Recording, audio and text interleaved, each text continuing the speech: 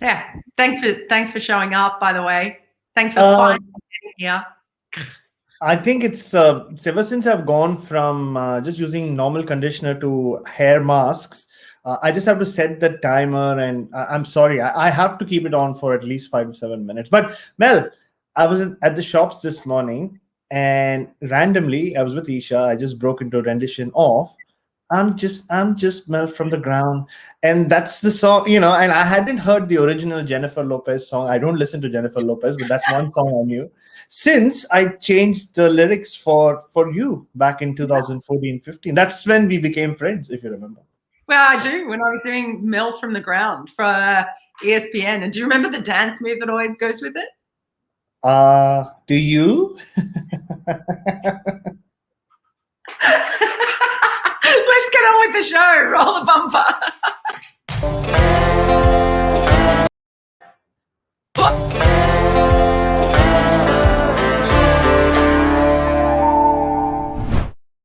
What happened there? What happened? Oh, Muku maybe double hit the button. That was a. thank God I was not doing something I shouldn't have been doing. For once. Hello, everyone, and welcome to the good, the bad, the ridiculous. Yay, the rain stayed away, and so we got some play, thank goodness, but perhaps not as much play as we should have. And funnily enough, that fits in with our first nomination of the day. Oh, look, people coming on. Hello, everyone who's coming on. This one from, I'm just going to say, Muglu. At Muglu. I'd like to nominate this tweet by John Sun Cricket, the great John Etheridge, Iggy. As ridiculous. Is it allowed? Yes, it's allowed because we make the rules on this show. And John tweeted, so 9 more overs will be lost today. That's 21 overs in 3 days, almost a season, as the public continue to be robbed. And he's right. He's right. Some people say, honestly, whenever this comes up, there are always people who will say, no one cares about it except for journalists. Really, people don't notice. Is that true? I want to know this because John is right. Like, that is almost a session. If they keep going at this rate, they'll lose more than a session in a game. When we've already lost 3 sessions to rain as well. So, surely that must frustrate people out there. You tell me in the comments, does it frustrate you? Because it frustrates the hell out of me. And the annoying thing about this is because this isn't part of the FTP or the World Test Championship, the whole, finding them points in the World Test Championship doesn't work in this case like it did in Australia. Does that make any difference? Is that it's just arsing about. I get so cranky at the umpires for not, this is cranky. This is Mel on a rant. But am I the only one? Am I the only one who cares? I know you do, but does anyone else out there care? What do you reckon? They should. I mean, you used an analogy the day before, but it's almost like you were promised a 1-hour show, but then you got only 42 minutes out of it because there were some great parts which were just edited out. You still got to see the end. I mean, people will argue, I still got to see the end of the day's play. But but the best parts may have been edited because you lost 8 overs. Now you've lost 21 overs in a match where, like you said, you lost the whole day's play. And all this adds up, and it shouldn't be that difficult. I mean, we give the modern era players a lot of allowances for a lot of things, right? It's not easy, the lives they lead, living in bubbles and all that. But you should be able to do the job that you're paid to do, which is play a game of cricket or play 90 overs in a day's play. It just can't be that difficult, especially when you also are anyway given that extra half hour. I don't know. Some people will say, oh, it's because both teams haven't used their spinners too much. But that's just a lame excuse. You cannot be losing so many overs. And I mean, John Etheridge always makes a good point. I remember him walking up to me during the 3rd test of the Ashes. As you know, Mel, he's not a man of many words, but he just walked up to me and said, do you own a pair of pants? And fair question. He'd never seen me in pants, and he had a question. And as always, it was a valid question. Yeah, it was. I can see Lee Schneider there saying, yes, losing sessions frustrates me. Thank you. England should be fined for not selecting a specialist spinner to make up some overs. Well, there are other reasons. Maybe they should have picked a spinner as well, but we did go into that before. Now, I also see there, a few things there, but I did see one from Shiva that I'm just going to shout out saying, big fan of the show. Thanks, Shiva. We really appreciate those kinds of comments. Next up, oh, there you are. There you go. So you even get your picture on here as well. We're so easily bought up. As well. Yeah. Okay, next nomination that we have is from @MS, whole bunch of letters and numbers. Tim Southee is the Anderson of New Zealand. What's your opinion? Now, I think you've got some strong feelings about this one. See, I think I've always thought about it for Mel. Tim Southee, Stuart Broad. By the way, someone's just come to say hello. Hello, Olivia. She's 15 kgs now. I can't lift her up the same way I could a month back. So sorry about that. You're a big dog now. So, Tim Southee, Ishant Sharma, and Stuart Broad. They sort of came onto the scene, the test scene, around the same time. Stuart Broad 2007, Ishant Sharma and Tim Southee a few months later in early 2008. But you look at their careers now. I mean, Stuart Broad's played, I think, nearly 50 test matches more than Tim Southee. Yeah, I mean, we won't get into the whole debate of, New Zealand don't play enough test cricket and all that. Ishant Sharma, 100 tests already now. Tim Southee's played just 77. But of the three, I do believe Tim Southee is the closest to Jimmy Anderson because I think he's right on top when it comes to setting up batsmen. He's such a wily bowler. He's not the quickest. He moves the ball around. Yes, he's known to be a swing bowler. But, with Trent Boult, he's just a genuine swing bowler who bowls wicket-taking deliveries. Tim Southee might not do that very often, but what he does do is set batsmen up excellently. That's why he has such an extraordinary record against the best players in the world. Look at Virat Kohli, look at others around the world.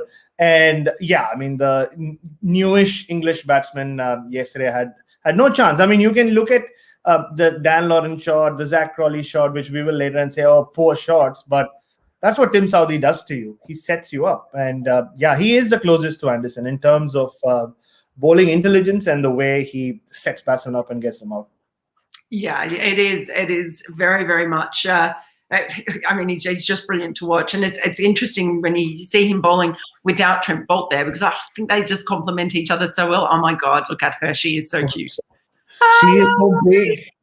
I know. She just wants to be on the show. Now she's just playing coy. Yeah. She's very big. Okay, let's crack on with another nomination. I can see some others coming in on the side as well, but this relates to Southee. I feel Kane Williamson, this is Oya Gupta. I felt Kane Williamson missed a trick there by not getting Southee as soon as the ninth wicket fell. Wagner had an off day. He should have got Southee soon after Broad got out from the other end, and who knows, they would still have a lead of 140. Wow, who knows? Sliding doors.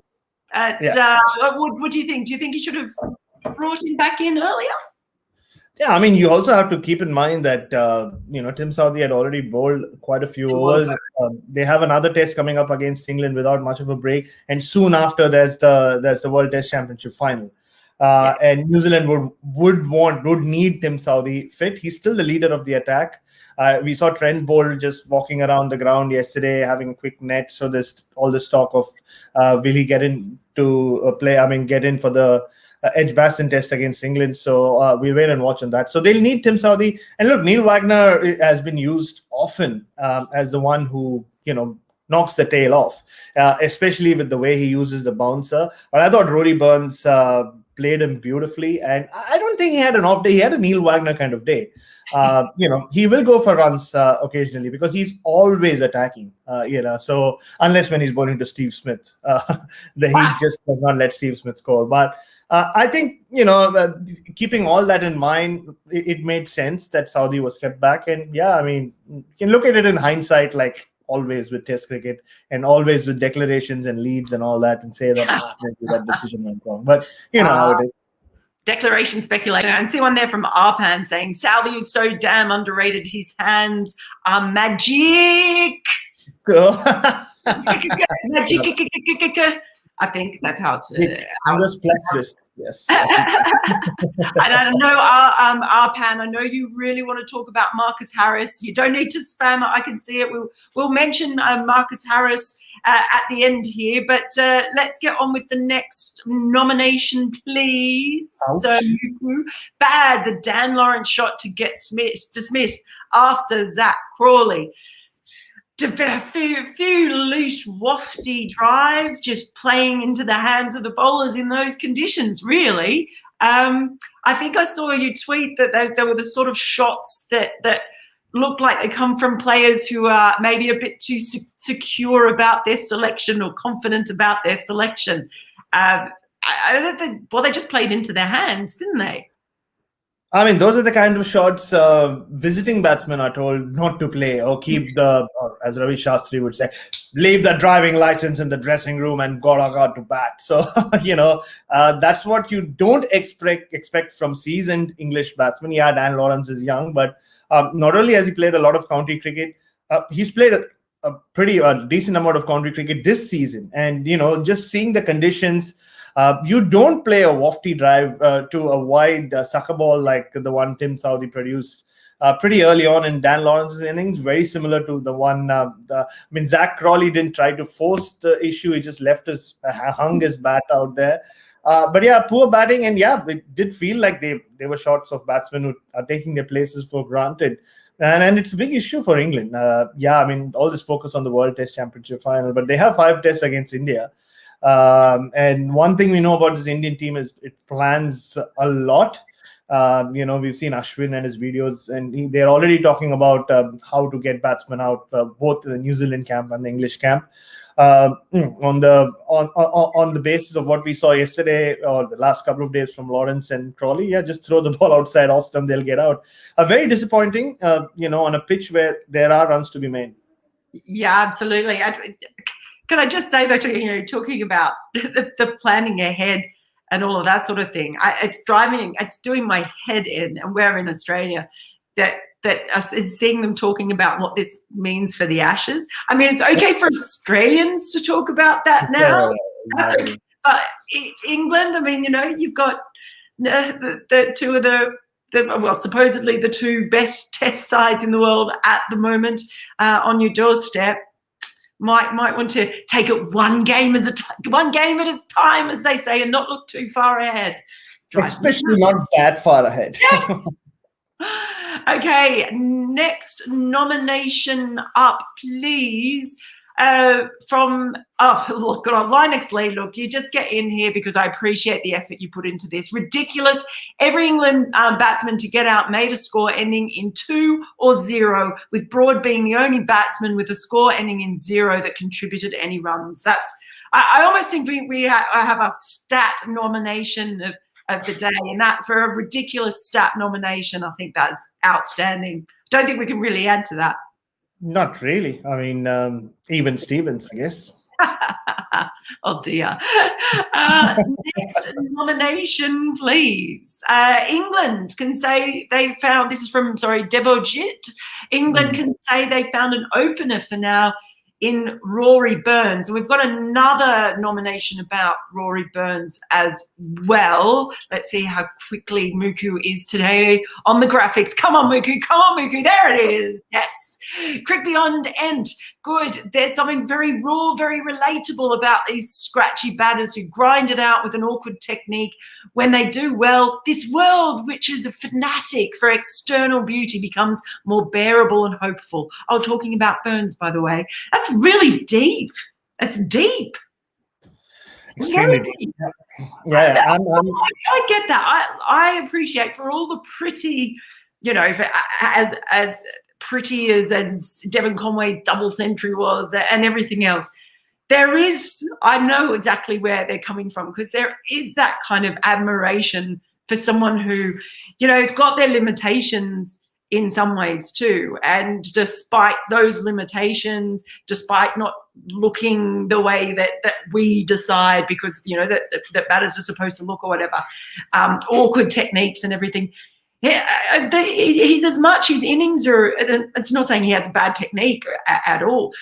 It's just different to watch. But he gets there as much, I swear, through sheer bloody mindedness as anything else. And, that if it wasn't for that innings of his yesterday, well, England would be really in the poo, wouldn't they?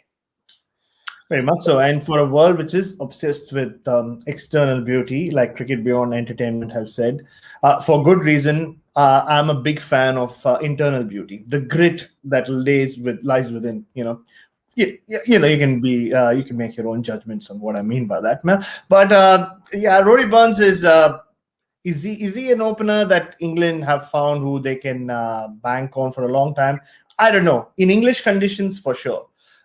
We've already seen, even yesterday, he was troubled by the short ball, twice. I think he had to take the concussion test. And we saw him during the Ashes, where the likes of Cummins and Hazelwood went after him with the short ball. We've seen him really struggle in India. He looked good in that first innings, I must say. And then he played that reverse sweep, and bad karma followed him for the rest of that tour. So I don't know whether England can say they have found an all-season opener, but definitely for English conditions, which demands that kind of graft and grit, and where you can look ugly, kind of relatively speaking, while scoring runs. He's made for those conditions, and he scored so many runs for Surrey, and he's transferred that form into Test cricket. It was. I think Dom Sibley kind of makes him look better than he is, because Dom Sibley's technique, especially with his hands, I don't know where they go before the ball is bowled. He makes Rory Burns' technique actually look a little more conservative compared to Sibley. So, but yeah, he'll always be that kind of batsman. But it was good to see him pull off some aggressive shots towards the end. I personally, I don't watch too much of the T20 Blast. And there is another nomination, so we'll talk about it then. Well, no, I was just bringing up because Dr. Joy has actually nominated as good Rory Burns, clean as a whistle, slog sweep. There you go. To talk about, and that was absolutely gorgeous. And I see Vigneshwaran says Burns looks like Cook in terms of technique.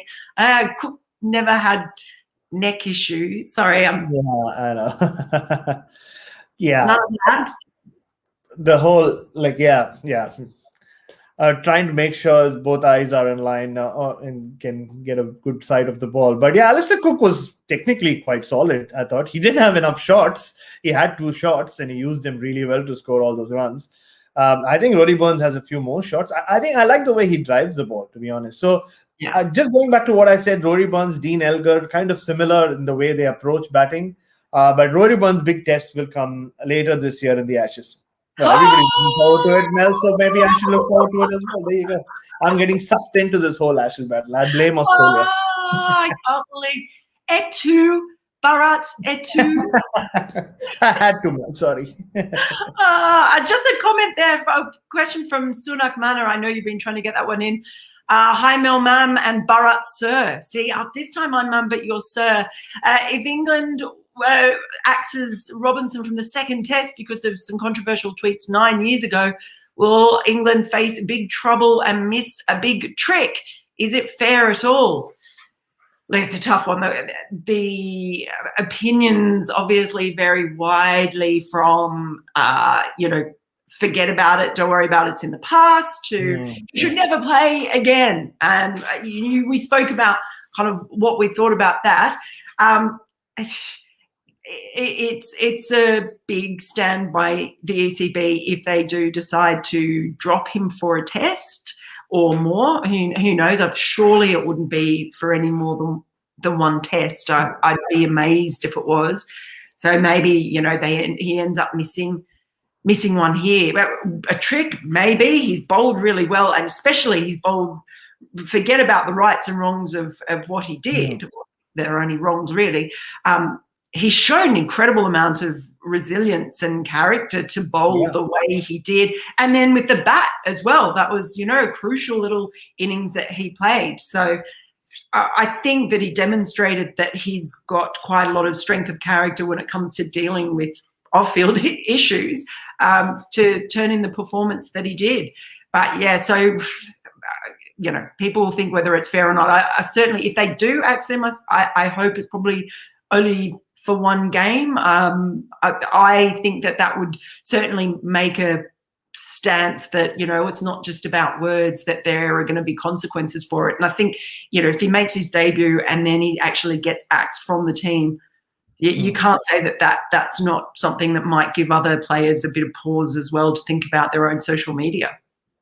Yeah, I think, and it's also so important for the ECB and every cricket board around the world to, yes, they do a lot. Of course, we've heard about what happens in Australia, but even with the ECB, it's all about in knowledge, passing on knowledge, educating people who maybe don't have access to this information, depending on their background, maybe where they grow up, their family backgrounds. They might not know much about. They might not have the exposure to understand the race issue itself. So it's important that they stamp down on it quickly. And I am all for him missing out a test match if it means that he's been made a scapegoat, and if they're just making an example out of him, why not? It just will, like you said, it'll act as a deterrent to anyone else. And not just at the top level, across the board. Like he said correctly, Sonak says correctly, it was a tweet which was which is 9 years old now, but that does not change anything, right? It's still wrong, as you said, Mel. So I think a ban will serve him well as well. I think he can clear his head. Like you said, he's shown, even the next day, the crowd, who knows what he would have thought, right? On day 2, will the crowd go after him? They did not, thankfully, which I'm all for. And he bowled really well. He's got 2 wickets late yesterday. And if not for that partnership, England might be following on. That's exactly right. Next nomination, please.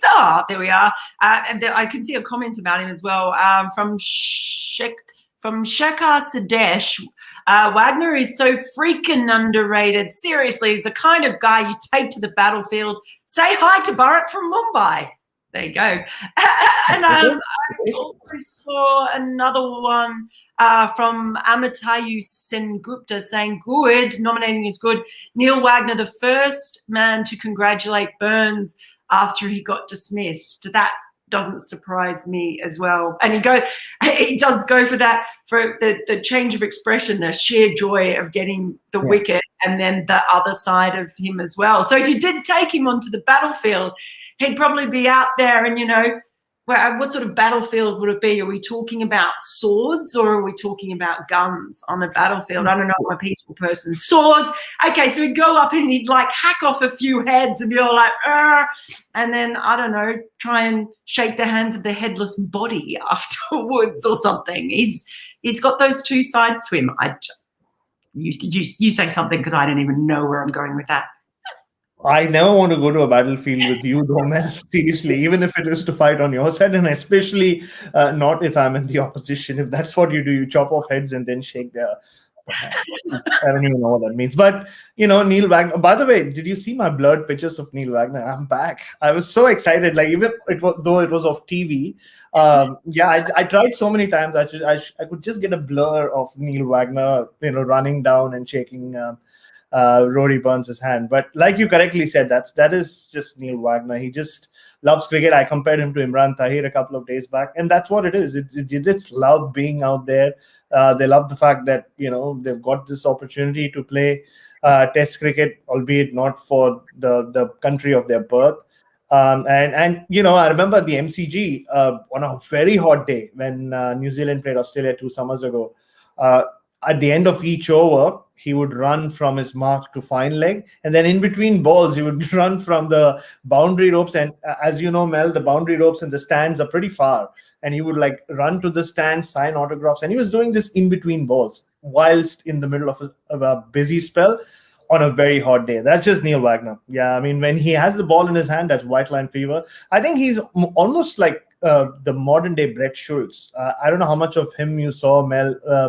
In the 90s, he was a brute of a bowler. He was asked to play a gimmick almost by a couple of vessels. I know this because I remember interviewing him in 2013 in South Africa, and I was scared to go meet him because I'd only seen him as this fearsome fast bowler, but he was just full of life, the happiest man I've ever met. So they just have this kind of white line fever, but they're just really nice guys playing bad guys on the field. Yeah, I think there's a comment there by Lee. That's an interesting one too, Leah. They should have Robinson have a conversation about what he did and why it was wrong with Michael Holding and Ebony Rainford Brent. That's a pretty good shout there. Of course, those two did a huge amount in the UK around the Black Lives Matters conversation and racism. So, yeah, maybe that's right. At the end of the day, what do you want to do? You want to change behaviour so that it doesn't happen again and so that people will understand, and it's that generational change. It's not about just handing out a punishment because you want someone to suffer. It's about changing behaviours. So I think, is that the end of our nominations? I think it might be the end of our nominations. Poor Muku hasn't brought up another one. So just one word we did say to, I think it was Arpan, that we would mention Marcus Harris. Yeah. He's the only Australian over there who's really performing with the bat too. The others who are over there have had, like Peter Hanscom's been having a difficult time. Manus Labuschagne hasn't sort of set everything on fire. There we go, Arpan. So he's absolutely loving it there. Does that mean he's giving himself a chance for the other series that's happening way in the future? I don't know. I've kind of felt like Harris is sort of not on the outer, but it felt like his time had come and gone a bit. But, we've seen the second comings of a lot of batters.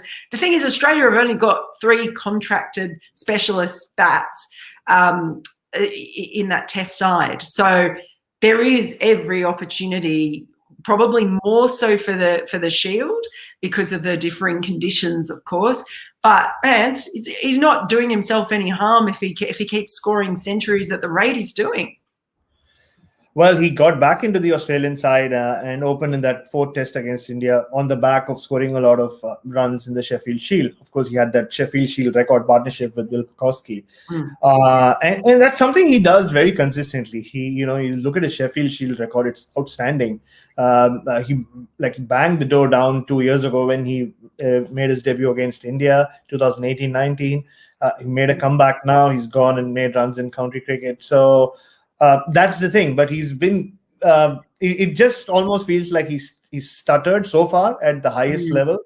But yeah, Australia don't have a fixed opening combination, even though there's talk of Warner and Pucovski. But Pucovski doesn't have a problem. If Pucovski stays fit, that's the exactly. So and also Australia are going to have to start looking ahead at life after Warner. There's a lot of talk, about the succession planning with Tim Payne and so forth. But that at some point, in the not too distant future, they're going to have to start working out what life without Dave Warner looks like for the Australian Test team too. So, so Marcus Harris, maybe he's timing his run really, really well. So, Bharat,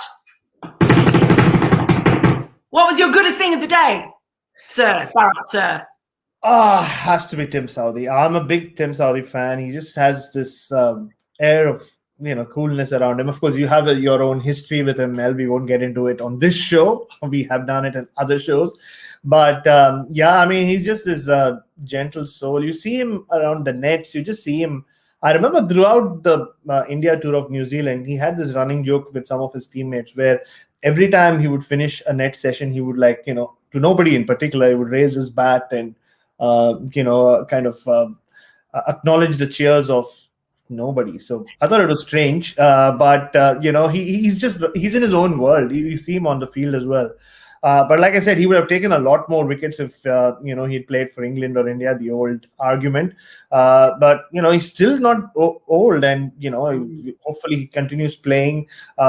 like Anderson and Broad, I think if he continues to just focus on Test cricket, he'll prolong his career and he'll take a lot of wickets. And he's not so good in T20 cricket, unfortunately. But just the way, putting his name on the Lord's Honours boards again, he was the best thing of yesterday. What was the baddest thing? I think the English batting was just poor. It seems like they're carrying the demons from India. They've carried it to England, where half the time they were getting out in India. They were getting out to balls they were facing in the head. How many times did we mention it back then? And it was similar yesterday as well. They're getting out to really not technically wicket-taking deliveries, but they become wicket-taking deliveries once they take a wicket. But they were playing very loose shots. Even down to Stuart Broad. I'm just kidding. I mean, Stuart Broad, you know what kind of batsman he's become. I used to love watching Stuart Broad bat a few years ago, but now he just clears his front leg and hits out and connects most times, doesn't he? Connected once yesterday as well. But yeah, they need to, all this rotation, and they need to have an end goal for themselves. Whether it's, even if it's the Ashes, fine. But the Ashes. I give up. I know. We just end up talking about the Ashes. So then, at the end of this Ashes, of course, it'll just be 18 months for the next Ashes. So don't forget. Hey. Sorry, that was your baddest thing. What was your ridiculousest thing of the day? So this part I did not watch live, and I don't think it was part of our nominations, but I did watch it in the highlights. It was Kane Williamson being given out LBW by Richard Kettleborough, and him looking at him and going, really? And then he, reviews it, and he's given not out. Almost like a few balls later, he gets hit on the pads. Richard Kettleborough gives it not out. And then the DRS review, and it's Kettleborough's turn to go. I mean, he didn't say really, but he saw. I've never seen an umpire with that expression on his face. He almost went really? I'm supposed to get out? Because it did not look that. I did not expect the ball to hit the stump when you saw it live, the one where he was given or when he was dismissed. So it was just ridiculous seeing batsman and umpire both being surprised by DRS, back to back. Yeah, that was definitely ridiculous. You're ridiculous. I'm ridiculous. We're all ridiculous, but we're, looking forward to another day of Test cricket. So we will be back tomorrow. Make sure you send us hashtag good, bad, ridiculous. Send us those nominations. We'd like to get them nice and early, and join us back here for the live show. Until then, see you later. Before you go, Oh, I'm back. I didn't expect Muku to What are you doing, man? All right, sorry. No, I this is a prediction. I have a feeling Neil Wagner is going to make 100. All right, that will be my nomination, like a prediction nomination for tomorrow. Okay.